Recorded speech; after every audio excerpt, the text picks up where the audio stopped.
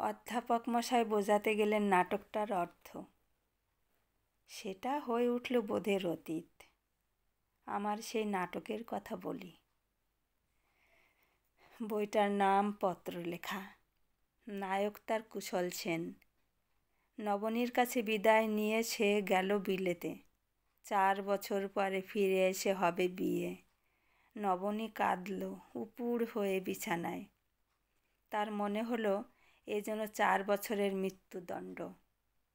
নবনীকে কুশলের প্রয়োজন ছিল না ভালোবাসার পথে, প্রয়োজন ছিল সুগম করতে বিলেত যাত্রার পথ।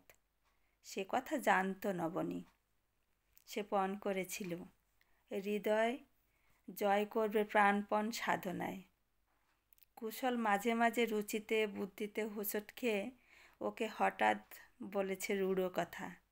ও সয়েছে চুপ করে, মেনে নিয়েছে নিজেকে অযোগ্য বলে। ওর নালিশ নিজেরই ওপরে। ভেবেছিল দিনা বলেই একদিন হবে ওর জয়। ঘাস যেমন দিনে দিনে নেয় ঘিরে তার কঠোর পাহাড়কে, এ যেন ছিল ওর ভালোবাসার শিল্প রচনা।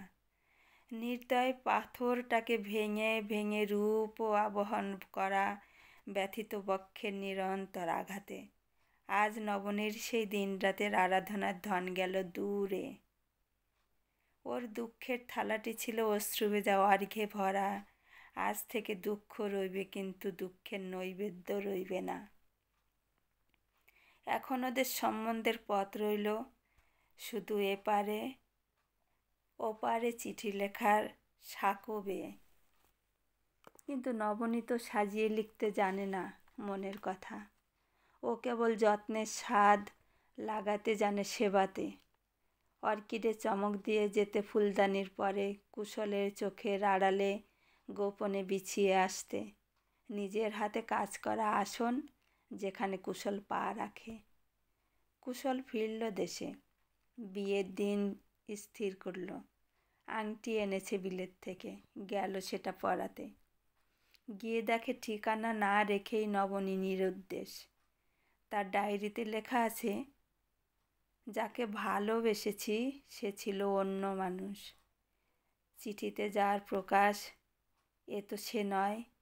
এদিকে কুশলের বিশ্বাস তার চিঠিগুলি গদ্যে মেঘদূত, বিরহীদের চিরসম্পদ।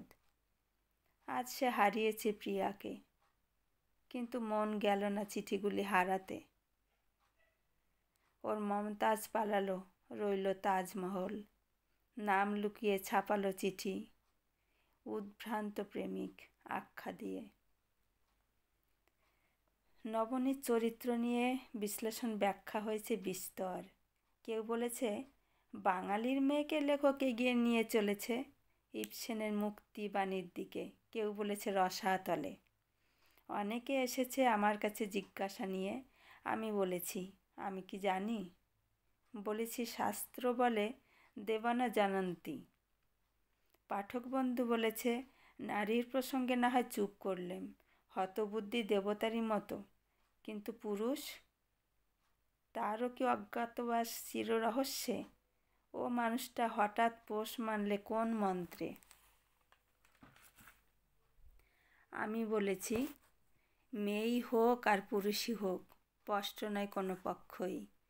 যেটুকু সুখ দেয় বা দুঃখ দেয় স্পষ্ট কেবল সেটুকুই। প্রশ্ন করো না, পড়ে দেখো কি বলছে কুশল। কুশল বলে, নবনী 4 বছর ছিল দৃষ্টির বাইরে, যেন নেমে গেল সৃষ্টির বাইরেতেই। ওর মাধুর্যটুকুই রইল মনে, আর সব কিছু হলো গৌণ।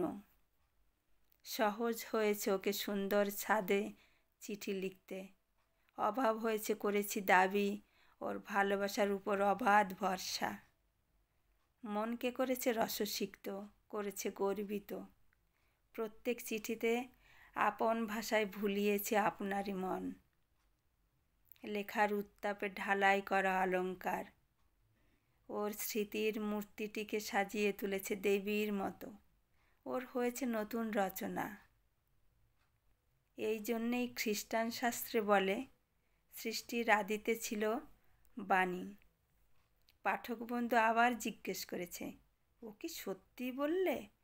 না, এটা নাটকের নায়কগিরি। আমি বলেছি।